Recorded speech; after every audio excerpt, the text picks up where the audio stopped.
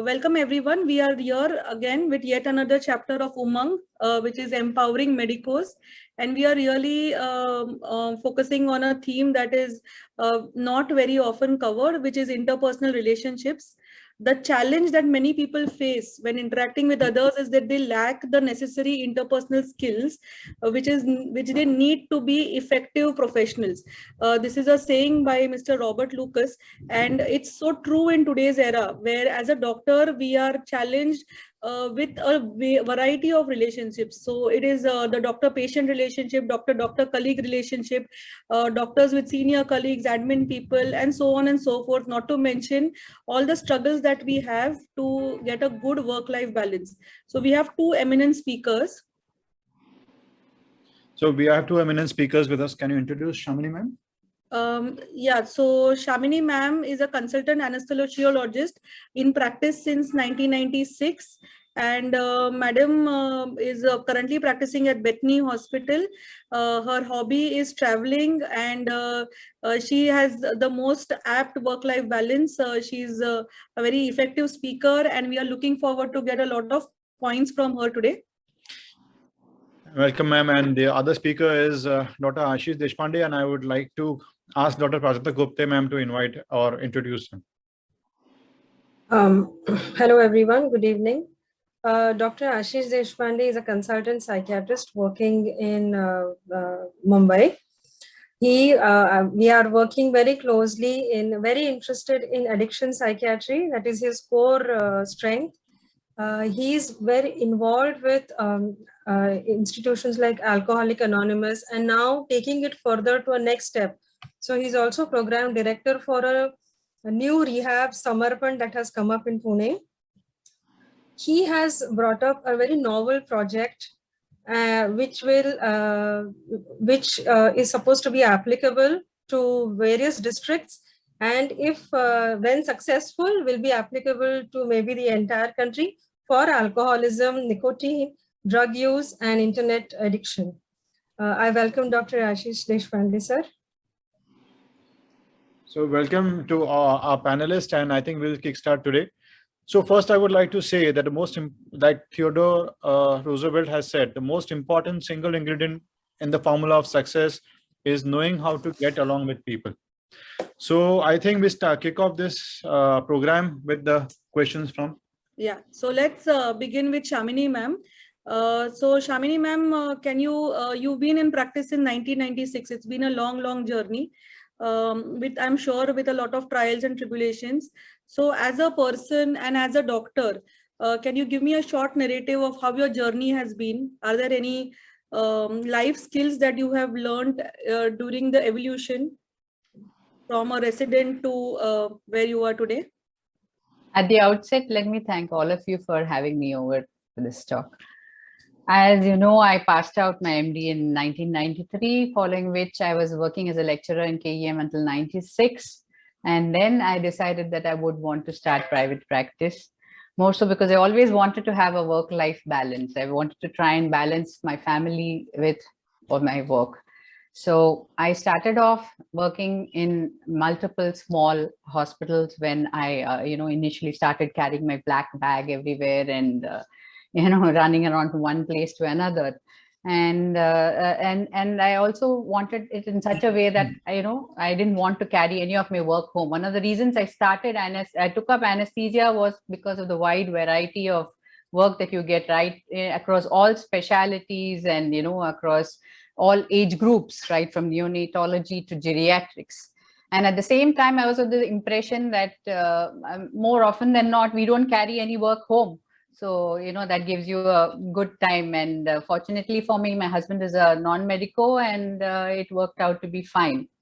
So that's what we did. And when I started practice in 1996, there was no mobile phones. We just had a pager.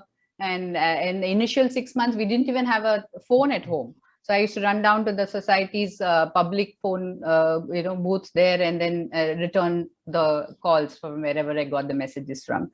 So it went on, and then and initially I didn't know driving very well. So then my husband, motivated me. He took me around. He used to wait, especially night emergency calls. He used to be there. wait till I finished, take me back. I had the support, fortunately, of my parents and in-laws. So taking care of the children also was, it was actually, I was lucky. So I could do all of this. And all this made me realize that, the real importance of having a family support, the gratitude that you develop, because, to everybody, to your family, to your colleagues, to your, right, even to your house help. I think that is very important. So all of these, that you have to be more flexible and appreciate all the small joys in life, learn to be patient, and because I didn't want to miss out on all small things like, taking care of my kids, or dropping them to school and attending their functions and taking them to the garden and stuff. So it actually helped me with all this. Once my younger one was a little older, I thought, I should probably again relook at how I want to work. So fortunately for me, Bethany happened then. It was then known as Lok Hospital. So I managed to get an attachment there, and we have a wide variety of work there also, and very good staff and colleagues. So that really made me want to continue there, and that's where I am still. Ma'am, such a balanced answer. I love the fact that you said that you worked in the time when there was a telephone, a landline, and nowadays we take mobile so much for granted. I can't even imagine not having my anesthetist on call 24/7 reachable in a mobile. So Yes. Wonderful. Yes, there are so many aspects as you grow as a person, learning how to drive. All those things also contribute to your ability to function in a private practice. So really lovely answer. I want to ask Ashish sir also the same question. I see that you've done a lot of community service. You are the ideator, the advocate, and of a lot of community service groups as well. So what was your evolution as a person from a resident who passes out and wants to establish himself in, say, private practice as a singular person, to someone then giving out back to the community? How did that happen? Well, thanks, Umang, for inviting me. Your question is, if it has to be reworded, I would say that between passing the exams and starting my private practice, there was a major event in my life. I got married. And, because both of us gave the same Your exam. wife is going to love that answer, sir. Yeah. So what happened was that we got married immediately after our exams. And in those days, the salaries were very meager, and we couldn't have survived on just one salary or two salaries. So somebody had to start private practice. And I being in psychiatry and my better half being a surgeon, obviously, you know how I was pushed into private practice. And when I started my private practice, I still remember I started it in Dadar because that was the cheapest polyclinic that was available, called Shahab Polyclinic, just behind the Swami Narayan Mandir. And every evening I would go there religiously and say that, okay, I'm a good psychiatrist, but how does the world know about it? And I've had months where I've earned 50 rupees maybe in a month. And I would be worried about that time I had a scooter, and traveling from Parla to Dadar was was pinching my wallet significantly. So then I realized that I needed to do something to project myself in the community. And my parents were teachers. They taught me ethics. I think that was very significant. And I was not into any malpractice. So I just couldn't meet the family physicians and talk with them about how I can get my patient. And in psychiatry, it's very difficult, because if a family physician refers a case to me, he loses a patient. So it was. I thought that I needed to have an alternative plan, and that's when I started practice. I said I need to be visible in other places, so I went to Goregaon, and I met a few very wonderful people at Keshav Gore Smarak Trust. Maybe your generation would not know Mrunal Gore, but I'm sure senior people would know Mrunal Gore. And I got an opportunity to work at Keshav Gore Smarak Trust. And there I started working for the community. And I realized that when you start doing some community work, the advertisement automatically happens. And that's how my journey began. And what happened was that whatever I was doing, I started liking it so much that even now, when I have a busy OPD, I just can't live without private community service.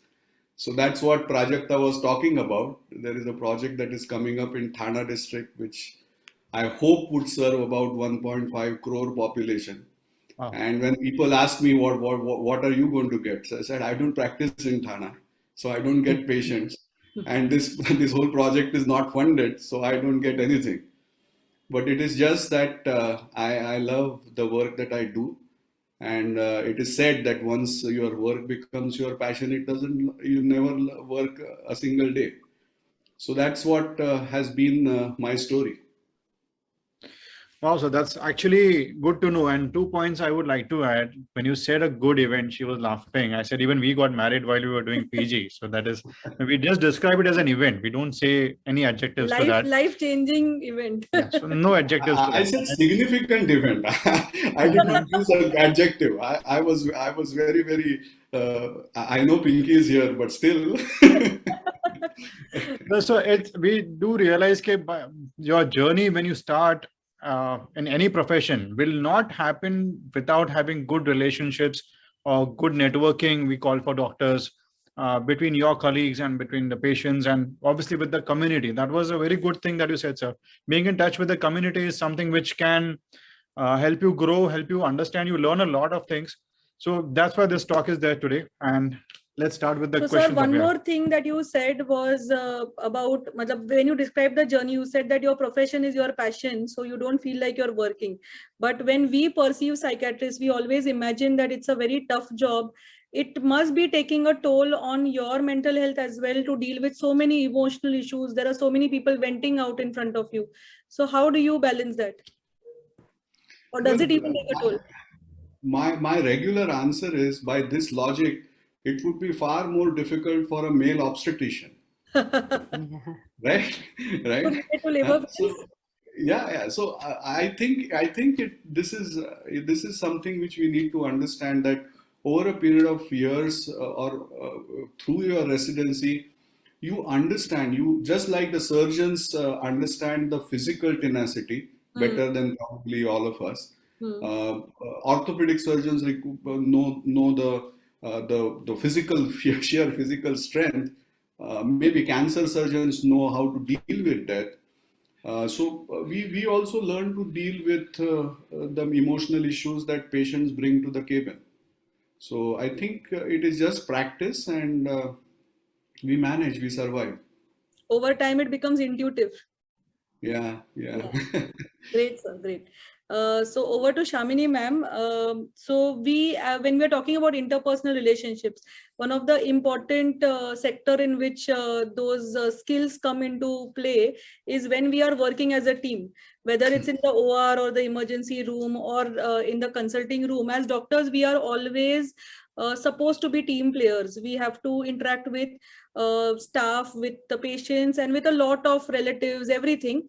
So as an anesthetist, I think for you, it's a 24/7 thing that you have to always work with the team. You have to be in sync with your OT help, with your nurses and everything. So can you tell us something about that? So as you rightly said, an anesthesiologist almost always works in a team environment. The surgeon, the nurses, the OT assistants, fellow anesthesiologists, all of us, and the patient as well. One of the very most important, person in this team, for whose well-being we are all working. So we should always remember that is where what binds us all together. So I feel here communication and mutual trust, respect, all these things play a very important role in in the smooth functioning of our operation theaters. So sometimes there are dilemmas regarding the patient. You have to open up, discuss it out. You have to be open to suggestions, and you must understand that essentially every member of the team is is different. maybe different in the way they approach a problem, different in the way they, the speed at which they work, and also see how they can probably their temper, so you have to bear all of this in mind, and try and work out via media so that everything works well. So that is very important. So I think ego has no role in an operation theatre. Absolutely, there should be no. You have to be willing to listen to people. You have to be willing to learn, have that flexibility, and also one must know their limitations. In case, for some reason you don't feel you are capable of doing that, or you feel you need help, you must not hesitate to ask for help. And that is very important, because time is very, very, very precious in the OT. So we just cannot waste time in that. So you have to be very clear about these things and ask for help. So I think, that is what mainly helps us in the theatre. You have put it in very simple words, ma'am. Such a profound thought that team really stands for together, everyone achieves more, and really true. Yeah, but ma'am, I mean, I'd like to bring Ashish into this. Like in hospitals or in corporate setups, we see that there are a lot of teams. An orthopedic team is there, there's an anesthesiology team. But other specialties somehow tend to struggle with it, building a team. And also, if we leave the corporate setups or the big hospitals and we come down to a nursing home level, we find that doctors find it difficult to develop a team to work. But what I believe is, like, as ma'am was telling you, okay, we should not have ego in between. We need help. We should ask for help. We should be prepared for each other's temperaments like we do with our family. We live in a joint family. We know each other's temperament. We know how to handle it. And we have to let go and have some space for each other. So I think that should be there amongst doctors developing teams, but we find it difficult, or we find it very less often that doctors have developed successful teams. What is your take on that?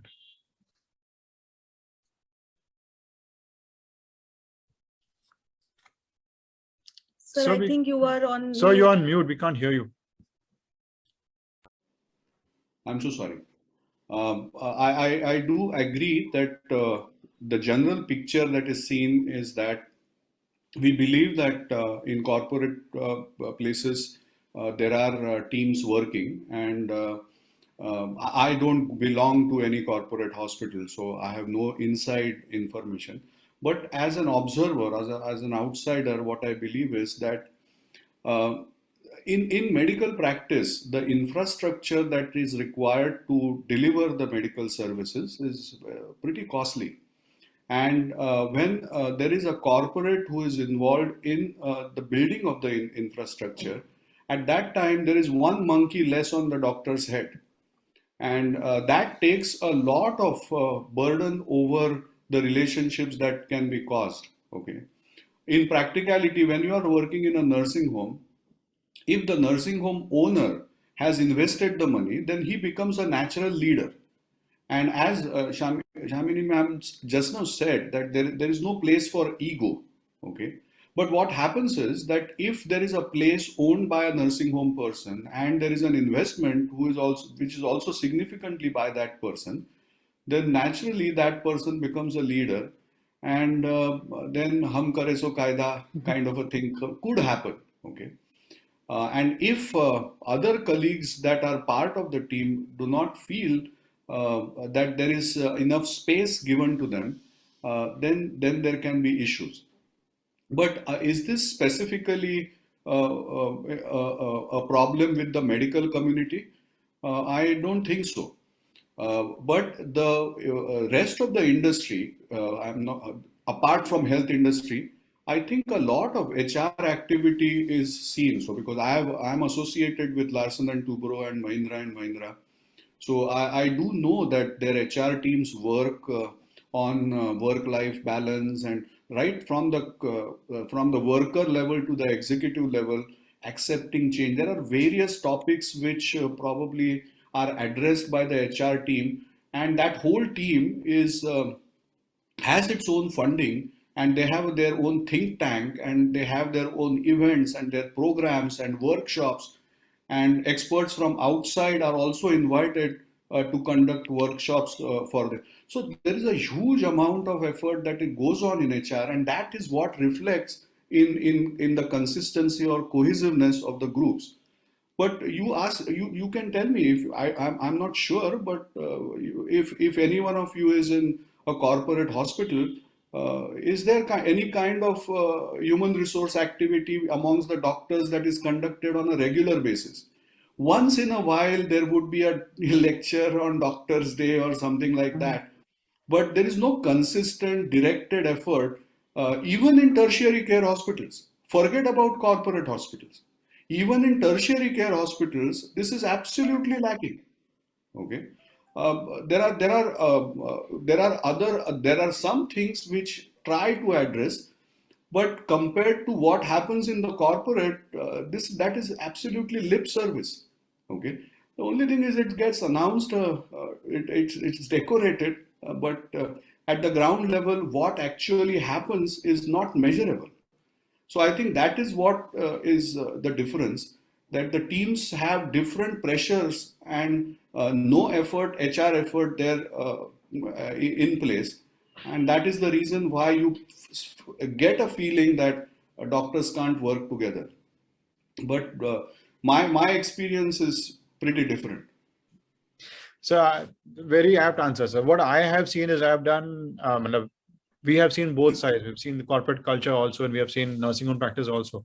Where I feel doctors are lacking is being open about things. Like if I am working alone in my nursing home and if I have to go for a leave or I'm out in a function, we have to have a backup. That backup is our team.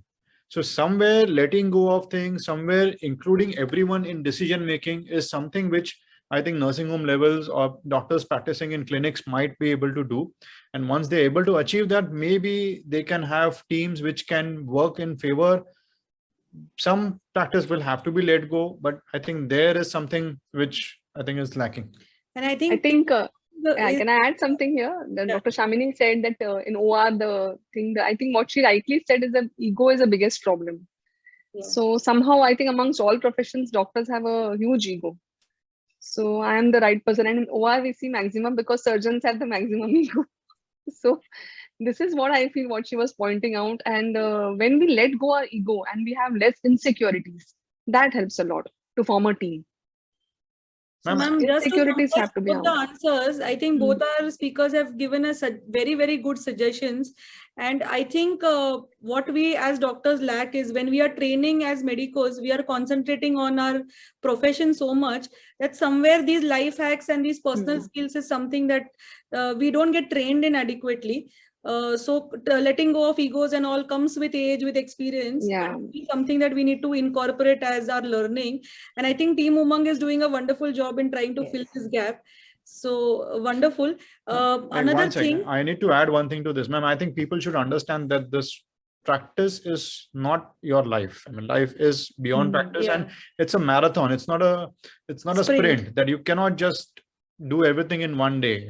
Like somebody was saying, if there are CME, like today there was CME conducted in Mulund IMA, I didn't attend it, and people were pointing fingers at me because I was occupied with something. It's not that I did not attend it for just for the sake of it, but there are people who would not attend social functions, who would not attend CMEs, and they would feel that they are doing the right thing by just concentrating on practice. These CMEs are not just to learn, but just to socialize, take your mind off your pressures. And this actually helps in the long run. It's a marathon. You need to have people along with you, giving you breaks in between, giving you the water so that you can run further. Okay, another question to both our speakers today. We see that at least women kind of align together, work as a team, and do you think there is a gender specific thing where women are naturally inclined towards forming teams and men find it more difficult? I don't think so, but I debate that thing. But Ashish sir, do you see that it is in general a gender specific thing? Well, I have not read anything about it that tells me that there is a gender related difference in the way people work together. But certainly, I would say that eclectic teams are better in any way, okay, because they bring a different thought process to the team. So any team has to have both the genders, or all the genders, and and there should be an equal representation. Then the teams have a better goal and direction.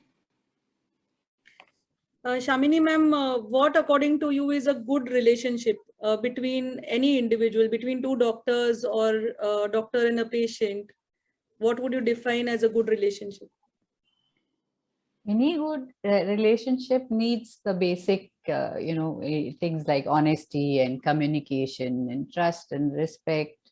Whether you treat the other person as an equal, they should be able to motivate you, encourage you. I think all these things, if it is there, then I'm sure that particular relationship, be it work or in at home or with friends, I think if these things are there, it will definitely help in improving the relationships between them. Ma'am, do you think having a work-life balance, kind of a peace of mind, does help in having a good relationship at workplace? Like if you're not satisfied with what is happening at home, if you're just worried about what is happening at home, because many a times I see her, like we have a son and she's worried about what about his school and kaun se class mein chodna hai and what happens to the homework that has been done. I mean, hats off, like women do a lot of extracurricular things that we men don't do. I mean, I am not saying it just because she's sitting here. I genuinely. What he means is that when I'm worried about something at home, I'm venting out on him. And yeah, work-life balance, I think, is very, very important. How do you two achieve it in your life? What are the things that you do? No, those things I agree are, important. Like you said, there are times when you feel, either you're not working, then you feel maybe you're missed out on something, or you're working and you're there. Like at times when my daughter was young and I had to go for these cases, and she would always hear me say that, this patient is waiting, the surgeon is waiting. And then she would say, like, when I grow up, I want to be a surgeon and you be my anesthetist. So you're going to be with me at all times. That's the kind of impact that it probably has on the child. But then I think the key is not to prioritize what's on your schedule, but you have to schedule your priorities, as said by Stephen Cole. And I think this Covey, and this is very, very apt, I feel. So everything needs to be addressed: family, health, work, friends, hobbies, all of them. I think, you have to see that you incorporate that in your life. And yeah, I think somewhere something has to be compromised. I mean, if you're concentrating on your practice, maybe your family compromises. If you concentrate on family, some patients have to be let go. Correct. I think that once we have decided what our priorities are, and then it is important that we not only accept them, but we have to be content with whatever decision that we have taken. Otherwise, we'll continue to feel, disappointment is fine, but you should not regret your decision. I think that's very important. Once you have taken, everything is not going to be all rosy. So I think that's where it's important to just, choose your priorities. And Ashish sir, I'd like to ask you, is this like work-life balance concept? It's not just with doctors, it's there with all, maybe corporate HRs and everything. I mean, all across the industry. Do you think it's actually a thing which can be achieved, or it's just a utopian dream? Well, it's a work in progress. Okay, it's never work-life balance. Nobody can say that I've achieved work-life balance. It's a process, and I agree with the rest of the people that you have been talking about. Is that I also, when I started my practice and we had our first son and the second son later on, I used to practice only 3 days a week. Okay, and people would ask me, "Arey, how would the patients take it?" So I said, well, I don't know how the patients would take it, but I'm sure my kids would enjoy. And that is what I believed. And I stayed with, because Aparna couldn't have taken off as frequently as I could have, or there was little scope for adjustment with her work schedule. So, and I'm happy that once they grew up, they pushed me out of the house. So now I started practicing 5 days a week. So that's how, and I don't think I missed out much in whatever I did. We have these insecurities that patients would not come to you, but I suppose if you are reasonable with whatever work that you are doing, then society wants us, and they will see to it that we are well fed. So it really, in the longer run, it doesn't really matter. And as regards work-life balance, yes, it is said that life is what happens to you when you are busy focusing on something that you feel is life. So it always throws in challenges, okay, surprises from all possible angles, and you have to be very supple with your feet and duck a few few bouncers here and there, and then I'm sure at that time when the ball is coming towards you, you are very scared, but when you miss it, then you enjoy the experience. So there have been plenty of bouncers in my life, and I've ducked them pretty well. So I'm sure it's not something, but what I believe is that I always say that I learned more on the playground than in the classrooms. So I believe that that is one of the reasons why nowadays, with the extreme competition that the medical students have to go through, somewhere the compromise time is the extracurricular time. And children don't have. I remember that when we were in KEM hospital in doing our MBBS, hardly anybody would have acidity. Hardly anybody would have headaches. Okay. But nowadays, I'm told that even in first MBBS, people have acidity. They are popping Gelucils like poppins. Okay. So what does it tell? That the lifestyle is certainly has changed, and the stress levels that the kids experience are pretty high. The other change that has happened with urbanization, I believe, is there are small families and we are all shifted to flats. So there is absolutely less chance of social interactions, and you have don't have to adjust to much, and many a times you have not heard no also many times. So I think we were lucky that we had lots of social interactions, and if we had a fight on the playground, we did not have the opportunity to go home and see Netflix, okay, because that would have been extremely engaging, and we would have cared damn about our friends. But nowadays that option is available, and that probably makes kids lose out on the social skills enhancement opportunity. So sport, other extracurricular activities, small families, and flat culture. I think that also plays a significant role in how we deal with our colleagues and how we build a team spirit. So it's rightly said. I mean, what I also realized is, if as doctors, we are like ma'am was saying, my patient is waiting, my surgeon is waiting. If we keep on harping on those things in front of our family will also start doing that. My kid will also start doing that. When he will also want to be competitive, he'll develop that thing, ye nahi hua, to I will be lost somewhere. And then that acidity and headaches and all those things come in, and they tend not to focus. If we have started now as a family, started learning music.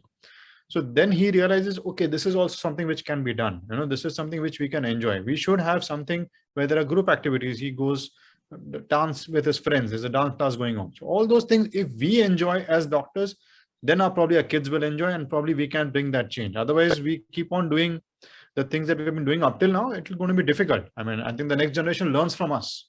Somewhere I think, sir, it's I hope there are a lot of youngsters are listening to this show today, because these are skills that we need to imbibe over years, and your wisdom is obviously coming out of a lot of experience. It seems very unreal when you said that I only practiced 3 days a week when my kids were younger. For us to even think of something like that that throws a shiver down our spine, to think that we can do that and still say at the end of 20 another years that okay, we did well in life in spite of those early years where we did 3. But yeah, some food for thought for us, definitely.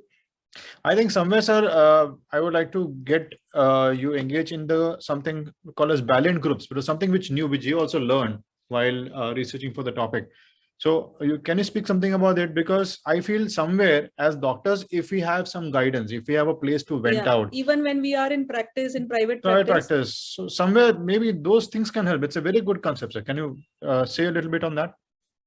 Yeah, so somewhere in around 1990s, one of my colleagues, senior colleagues, a psychiatrist, I remember he had spoken with me at length about how difficult it is for a mental health professional to deal with family pressures that he or she might have. And he was little upset because something had happened in his family, and then he realized that it is very essential that even the healthcare workers require some kind of debriefing amongst each other. And we decided that we would meet each other as frequently as possible. And then we started meeting, and many other people joined in. And we did it for a substantial, it was not a CME or anything, it was just an informal group that we were meeting. And we realized that it was helping us. And that is when I realized that, okay, if mental health professionals are finding it difficult, I'm sure the physical health workers also must be finding it difficult. That was the time I started reading about it. And I remember reading about Ballant Group, which was initiated by one psychologist called Dr. Ballant in UK. And he was working with NHS doctors. And in those days, the NHS doctors used to work very hard. I don't want to say that now they don't, but I have my own doubts about it. So that was the time when I read about Dr. Balance, and what I realized was the concept was very similar, where you meet and you talk about your issues, the top drawer, as I said, and when you talk about it, it itself is healing. You don't require any counselor or any correction to it, just ventilation. Okay, a trusted ventilation itself is healing, is curative. And this sharing, sometimes there are suggestions that can come up within the group. What Dr. Ballant also added was that he said that we could discuss cases not for the Harrison point of view. Okay, we don't require a differential diagnosis, but if you have had difficult relationship either with the patient or the patient's relative, then such cases can be shared and discussed, so that you get feedback on how the relationship, doctor-patient relationship, could have been managed, could have been the conflict could have been resolved, or at what level some kind of a different intervention or different response could have helped the outcome of the situation. So that was a new dimension that Dr. Ballant had added in that.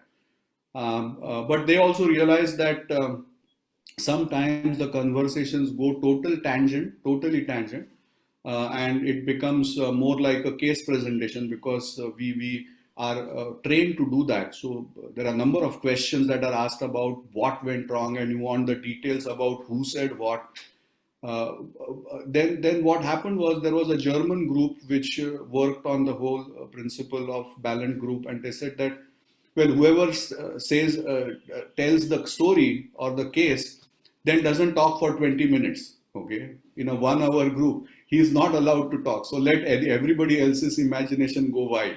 Okay, so they can say that, okay, it could have happened like this, it could have happened like this. So automatically there are multiple narrations of the same story. So and how in each narration, how the outcome would change if the wordings were changed or the responses were changed. So that started catching my attention more, and then I felt that, okay, this can be used in our own clinic also. So that is where I started using these discussions in my clinic, in my places of community work, wherever we have monthly. Now tomorrow we have a monthly review meeting at Dahisar at a school, and we would be having similar discussions. I think informally we can have something like chai pe charcha, I mean, something which probably like Jupiter Hospital has a doctor's lounge where people can sit and just relax, have a cup of tea or coffee and discuss some things. But I think something which in private practice, like people who are not sitting in a one institution or roaming around, freelancers can have just an informal Sunday morning meet, just go for a trek or just have a cup of tea and just vent out some things which we don't want to carry home. Yeah, I think we all have this need in us to have a space where we are not judged. We don't feel judged. And I think such discussions are definitely going to be therapeutic. And definitely, I hope somebody thinks of starting something like this in every hospital. I hope, sir, that you also implement this. And it I is didn't know it's called balance procedure or balance concept, but we actually already do it in Jupiter, Chai pe in charcha. the doctor's lounge. And that day, after I vented out a few things about the wards and CMOs and some issues, after that, I just kept quiet. And my colleagues were listening to me. They were just nodding their head. And then I told them, sorry, I wasted your time, but I'm fine now. After speaking out, it was actually therapeutic. Ma'am, we can actually do one thing. We can put a punching bag there. If people don't want to speak, they can just punch and go. That will also work. Yeah, but I think, yes, this aspect is not concentrated upon, and I think we should definitely focus on this more. Shamini ma'am, you come across as a very calm and composed person, somebody who doesn't get easily rattled. How have you achieved this kind of demeanor? I think you have to ask my family that. No, actually, I enjoy my work. So as long as, the adrenaline is flowing and the drive is there, you totally enjoy what you're doing. So I think when it comes to that, and I enjoy interacting with people. So it's something which, and over the years, even with my colleagues and all, we have developed a good bond, that we are actually good friends now. So I think, and the biggest satisfaction that you can get even with working is when the patient says that is the surgery over, is it done? So that really makes you feel extremely good, and it's worth all the effort that you're putting in. So there's a question in the chat box it's a direct message to me. One delegate has asked, basically he's asking how to deal with the problems with the patient relatives face when they try to tell their stories. So how to handle that situation and how to get disconnected with the patient's personal problems. So this is one question asked by Dr. Jain in the chat box.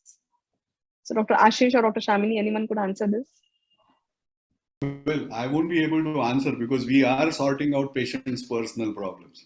So I think that's part of our that's what part of our daily work. But I've heard of some eminent surgeons, cancer surgeons, cardiac surgeons from Delhi, and I've heard that they have such a fantastic rapport with their patients, and they make that patient feel as if the surgeon is their brother or their elder uncle or whatever it is. So there are stories of Dr. Trehan and the best of best in Tata Cancer Hospital, which recently I have heard. So doctor-patient relationship, I think, is something which does not restrict itself to the professional level. The trust that the patient has in you is totally at a different level. So, and you have to earn that trust. And sometimes it comes with age. For some reasons, it just comes with age. But I think there are processes which are involved, and I think the transparency that you show about whatever that you do and the effort that you take to explain things to the patient. And that is where I think the medical fraternity sometimes tries to cut short the time, because communicating science to lay people is an art. In fact, I have been working on this aspect in mental health, because mental health is extremely difficult to communicate. I've been reading about it. In fact, there is a center in New York which is named Center for Communication of Science. It is funded by Alan Alda. If any one of you might know this Hollywood star, who donated his own whole money or life's earnings to this particular cause. So I think the way we communicate, sometimes there are technical words and we believe that we use them very often, and the patients themselves would realize what is being communicated. Simple changes in the way we communicate and using the local words or local slang words or local words that people can understand can do a lot of good to the doctor-patient relationship. So I think that is something that I would certainly ask the younger generation to focus on, that how you communicate the disease and the treatment to the patient, and how much of it reflects genuine concern and how much of it reflects you just want to see the next patient. Okay, so that is something that I think I would emphasize on. Spending time with your patients. So the problem that happens is if you're running to 10 places, you would always feel that, you want to run here, you're on the finish this OPD, go to this place, finish this work. Spending time with them. Sometimes when they tell you a short story or something and you are in a hurry, it gets on your nerves. But I think we should learn this from family physicians. They spend a lot of time with their patients, and patients actually consider them as family because they spend time with the patients. So I think that's a valuable lesson. Alpa ma'am, you want to ask something? You have raised your hand. No, I just wanted to share that as establishing the bond with the patients is extremely important. I think more than the technical jargons that we try to explain to the patient, the main communication skill is that you should be able to show your concern and connect with the patient, and the patient will connect to your intention more than the technical thing that you tell them. Agree. So, sir, it is really nice that we all are expected to be calm, composed, compassionate with our patients, listen to them, give them effective communication. But as a young doctor, we sometimes feel that we also have our bad days. And it forms a stress because nowadays we are expected to be 100% on all fronts. With our communication as doctors, with our paperwork, medical legally, you need to be good, you need to give sound medical advice. But on your bad day, all this goes for a toss. How do we manage this stress of being perfect? You don't have to be. You don't have to be perfect. The only thing is that if you make a mistake, in medical practice, fortunately not in psychiatry, the mistakes can cost heavily. Okay, so there are certain mistakes that because of it's an interaction with life and death, they become very difficult to pardon yourself. Okay, and that is the pressure that I think All of us have. all of you are facing. Fortunately, I don't have to face that much. Okay, but there are different kinds of pressures that I have to face, which you probably would not ever have faced. I always tell this as a badge of my courage, but I'm sure.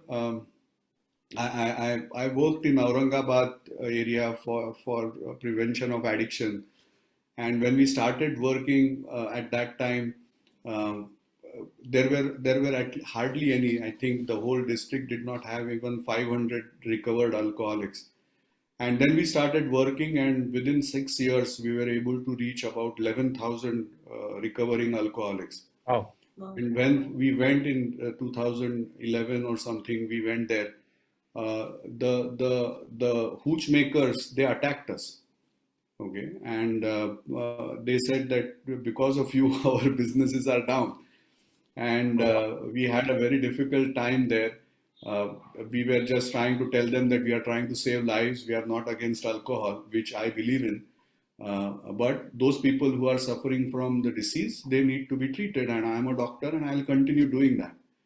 And then I read in a World Health Organization document that if you are working in addiction prevention and you have not been threatened, that means you have not been working for addiction prevention. So because there is huge money involved, and if people stop drinking alcohol, then there are losses that are going to be there for many of the vested interests. It's a medal for one.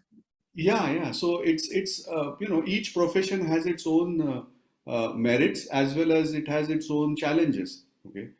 But I take your point that it is difficult, and the third perspective is the administration. Okay, so when you are in a corporate hospital, you are a doctor. There is a patient who is a care for whom the care needs to be provided, and there are administrators, and then over the head of the administrators there are financiers, and everybody feels that they are doing the best job.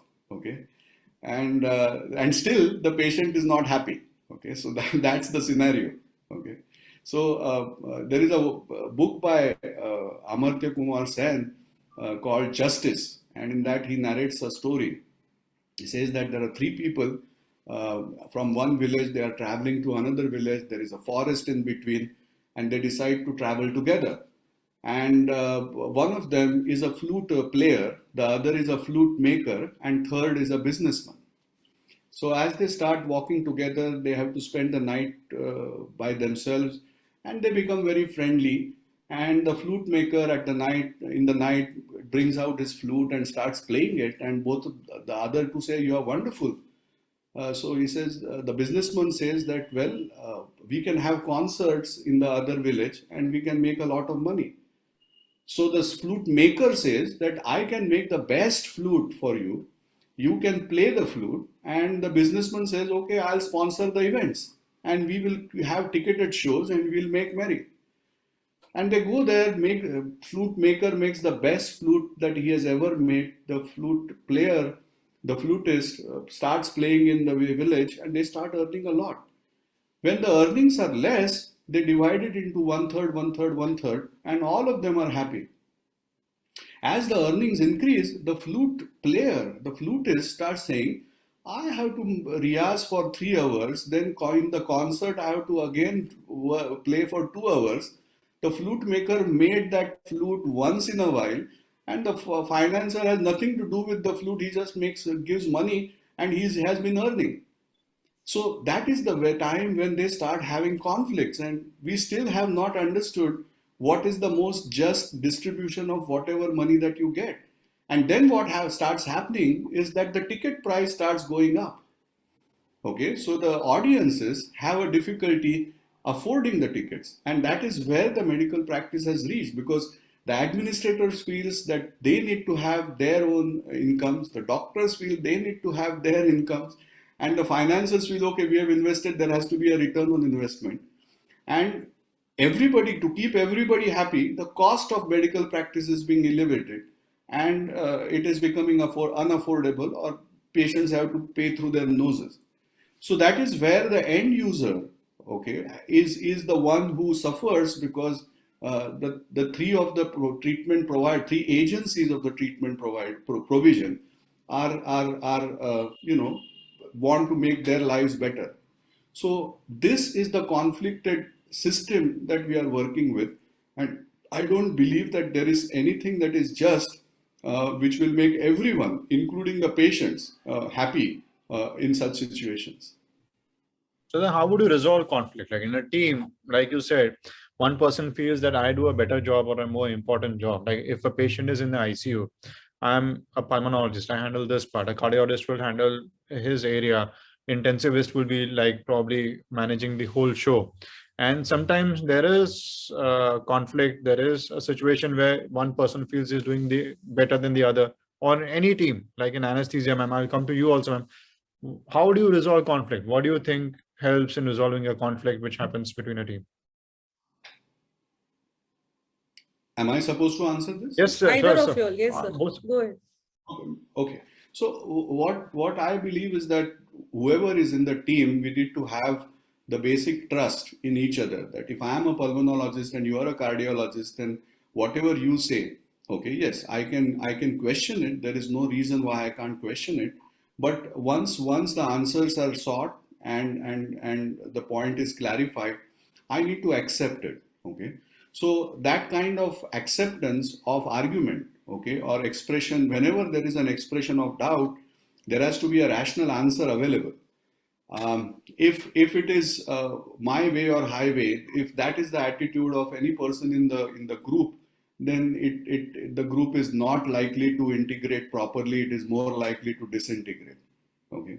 So that basic trust in between the two. So in Granth Sahib, Guru Nanak ji says that ek ne kahi dusre ne mani, Nanak kahe dono gyani. So it's something like that, we need to have that kind of respect and trust with each other, that if my colleague is saying something and that's her or his expertise, then I need to believe that yes, I need to trust it with both my eyes closed. Okay, so that is something that is required. I think that's all that I can say. Ma'am, your thing, ma'am, in an anesthesia, there might be some juniors, there will be somebody, a surgeon, there's an OT staff nurse or in charge. How do you handle conflicts between them and between your colleagues and your peers or people from other fraternity? Fortunately, I've never had to face such an issue, but like Dr. Ashish rightly said, we have to, go by this. There has to be a rationale for whatever anybody is saying. They have to be convincing, and at the end of it all, it has to benefit the patient. That is why we are all there. So I think that's where everything matters. Just. And in science, there is something called determination groups. Okay, now these determination groups are used in industry very commonly, and what they mean is what they do is that if there is an issue, then the group members come and they could discuss it threadbare. Okay, and you can voice your own opinion. You don't have to align your opinions to anybody. Okay, you can voice your opinions, but once the group takes a decision, okay, then everybody has to follow that decision, irrespective whether you believe in it or you don't believe in it. So once the majority decision is taken, okay, then you have to be 100% with the decision. Okay, you can say that as it's group conscience. Okay, whatever you want to say, but this determination groups concept started in Germany again. Okay, and they then went to Japan. And when the Japanese first industrial revolution happened post Second World War, they used determination groups very commonly. So that is something that we can certainly do. I think married men should find it easy to agree to things. I mean, end of the day, you can discuss, you can do anything, but whatever is said has to be agreed on. So I think somewhere we would find it easier to do it. Maybe. So, Shamini ma'am, you work in a corporate hospital, and in a corporate hospital, we often have administrators who are not from the medical background, and that also results in some kind of a conflict. So how do you manage that effectively? Have you come across any such instances, or are there any life skills that are useful in balancing that? Not really. I mean, the administrators don't really, not much interaction with us. Only thing probably now, with being an NABH hospital, we have to adhere to a lot of, the paperwork and other things which we were doing differently maybe in the years pre-NABH. But otherwise, I think, no, largely there has been no interference whatsoever on our side. Ma'am, you are exceptionally fortunate. Ashish sir, the story that you mentioned, the analogy that you gave perfectly fits what happens today. The financiers feel that they are financing, the administrators feel that they are doing a wonderful job, the doctors feel that they are overworked. How do we strike the right balance? You said there is no just formula, but there sure has to be a way where there is no conflict between these three groups. How do we avoid a conflict between these three groups? See, as I said, that I am not associated with any of the corporate hospitals on principle, because once I was associated, and there were some issues where I was asked to do some investigations that my colleague was doing, and I refused. And since then, I have kept away myself away from any corporate hospital. The only place that now I go to, which is corporate, is what Prajakta said was Samarpan. But when they joined me, I think I had more conditions than what they had. So one of the conditions was that I will not take any medical suggestion from you guys. Sir, it is not about a corporate. It is about any setup where there are these groups. Like even in a nursing home, there is the owner, and then there are colleagues who are associated, and there is other people. So how do we balance? I think, yeah, I think all of us should probably believe that our intent is the patient welfare. Okay. So if you keep that intent very much focused, that it is the patient's welfare that is the intent, then automatically, and everybody has to believe that. Okay. And I'm reminded of the Akbar Birbal story here, that once Akbar Birbal went for a walk and Akbar Bacha said that my praja is so happy with me that whatever I tell you, tell them, they will do it. So Birbal laughs and Akbar wants to prove Birbal wrong. So he goes back to the darbar and makes an announcement that on one Amavasya day, all the people should put all the milk that they have on the Chaura's tank. So the tanks are erected, and on the Amavasya day, everybody starts walking towards the tank, and they start pouring whatever milk that they have. So Akbar says, well, I told you my praja would will accept anything that I tell them. So Birbal again laughs. So Akbar gets very angry. So Birbal says that, why don't you have a look in the tank? And he realizes that it's water. So everybody thinks that if everybody else is putting milk, my pail of water is not going to matter much. But the problem is that if everybody starts putting water, then there is a problem. Okay, so don't think about what other people are doing, but you be very clear with your intent.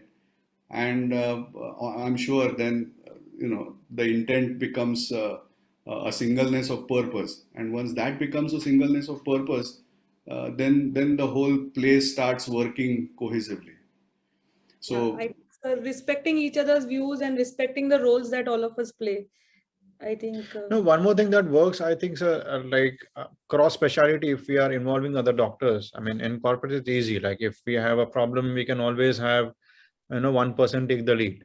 Like even if the patient is under me and patient has a surgical issue, I can let the surgeon take the lead and make the decisions there. I think that is something which we should percolate even in the peripheries. Even if the patient is mine, I'm referred a patient to a surgeon, and surgeon needs this to be done, or in a cardiologist field, this procedure is needed.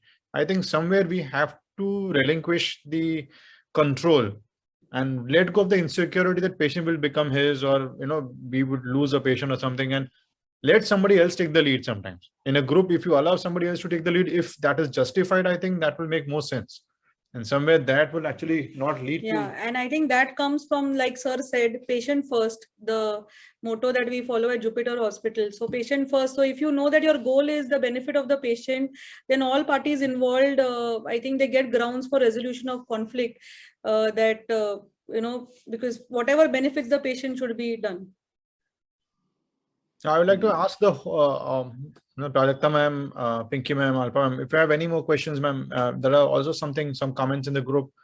You want to add something to the discussion, ma'am?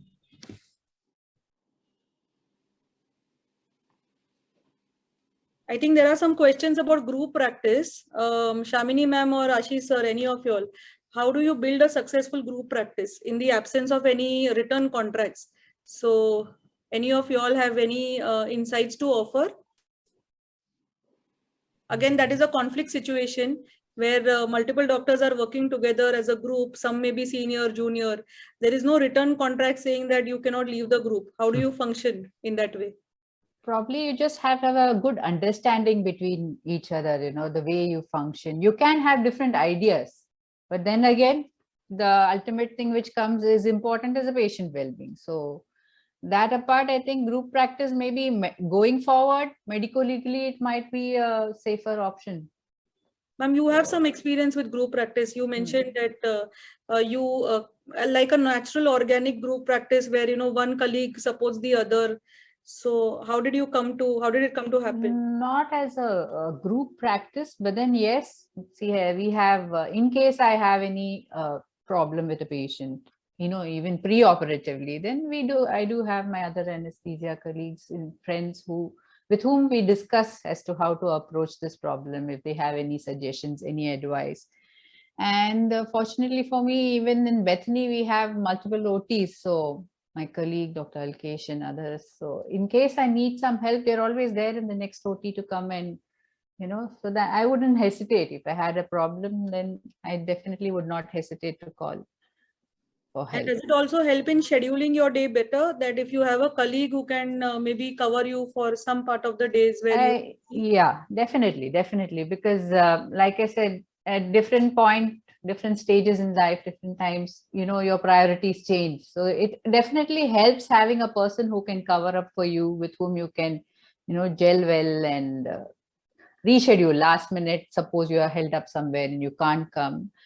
Having a good rapport with them helps. Definitely it helps. And I've been fortunate in this also, I should say.